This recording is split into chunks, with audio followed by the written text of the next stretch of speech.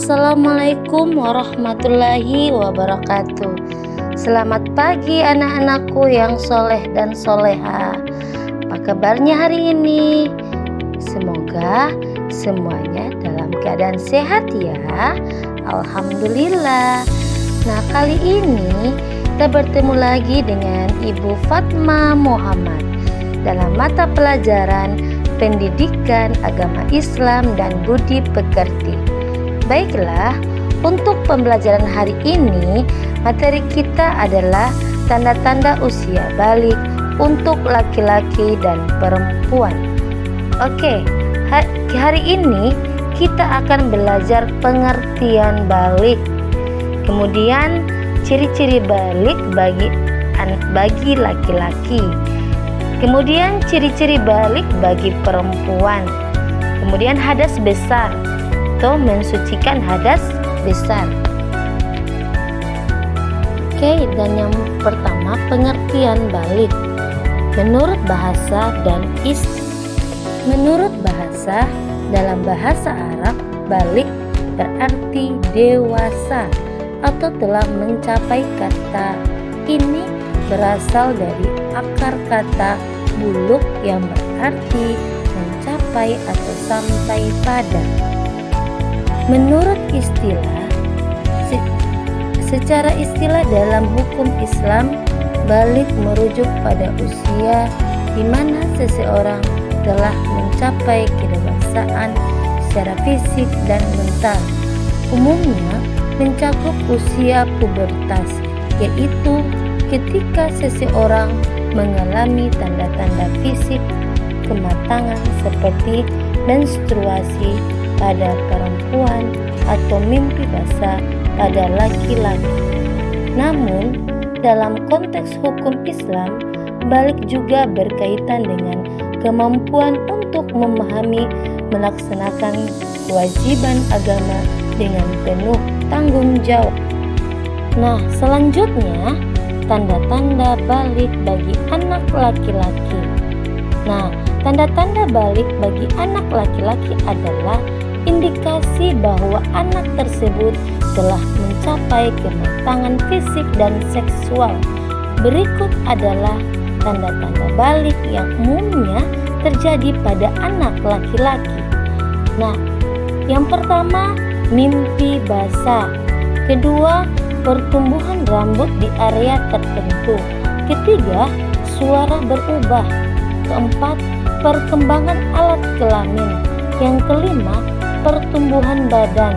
Yang keenam, perubahan kulit. Kemudian tanda-tanda balik bagi anak perempuan. Nah, di sini tanda-tanda balik bagi anak perempuan meliputi beberapa perubahan fisik dan emosional yang menandakan bahwa ia telah mencapai masa pubertas. Berikut adalah tanda-tanda tersebut. Yang pertama, menstruasi atau haid. Yang kedua, perubahan pada payudara. Yang ketiga, pertumbuhan rambut.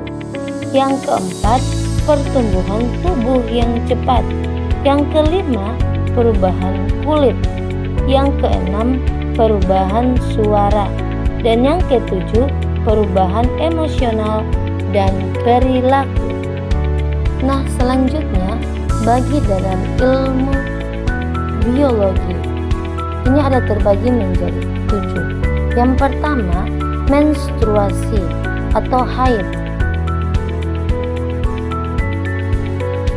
Menstruasi haid ini adalah tanda-tanda utama bahwa seseorang anak perempuan telah mencapai balik.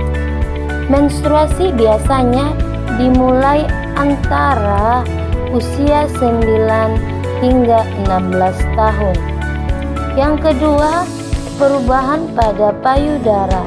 Payudara mulai tumbuh dan berkembang menjadi lebih besar dan mungkin terasa lebih sensitif.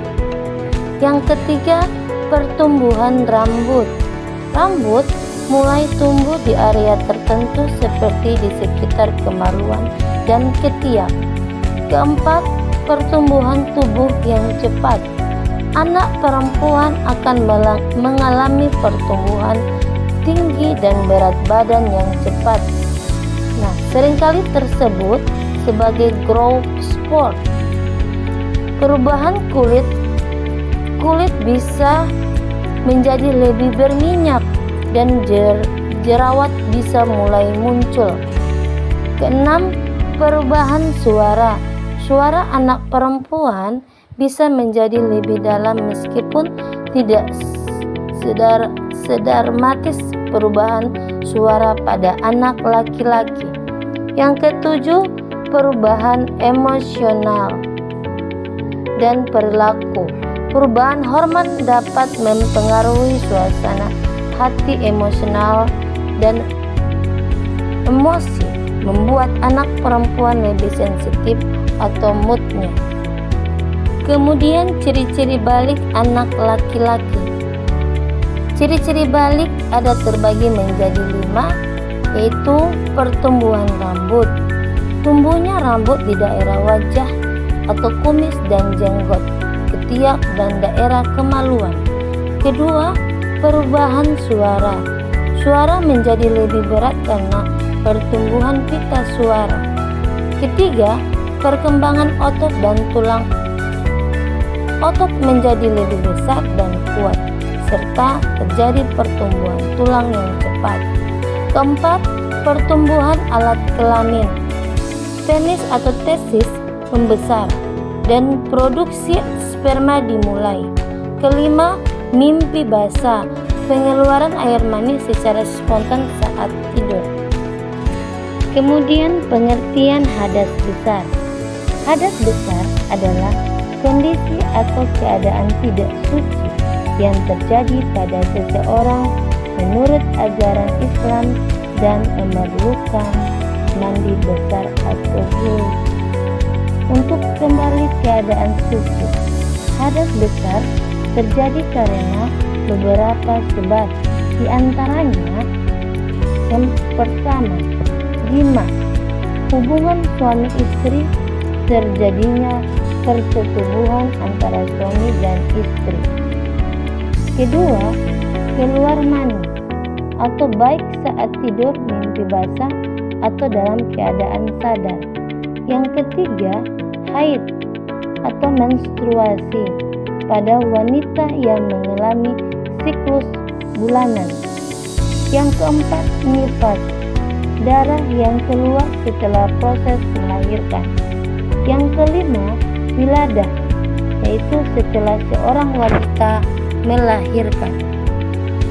Selanjutnya, tata cara mandi wajib. Mandi wajib juga dikenal sebagai mandi junub atau mandi besar, adalah proses pembersihan diri yang wajib dilakukan oleh seorang muslim setelah mengalami hadas besar, seperti setelah berhubungan suami istri, keluar mani, haid atau nifas. Berikut adalah tata cara mandi wajib. Yang pertama, niat. Niat merupakan rukun mandi wajib. Niat dilakukan di dalam hati dan tidak perlu diucapkan dengan lisan. Misalnya, saat niat mandi wajib untuk menghilangkan hadas besar karena Allah Ta'ala. Yang kedua, mencuci kedua tangan. Sebelum memulai mandi, cucilah kedua tangan sebanyak 3 kali. Yang ketiga, membersihkan bagian tubuh yang kotor. Bersihkan area tubuh yang terdapat kotoran atau najis, seperti kemaluan, hingga benar-benar bersih. Yang keempat, berwudu. Setelah membersihkan tubuh, lakukan wudu seperti saat akan melakukan sholat. Sebaiknya wudu dilakukan sebelum mandi wajib dimulai.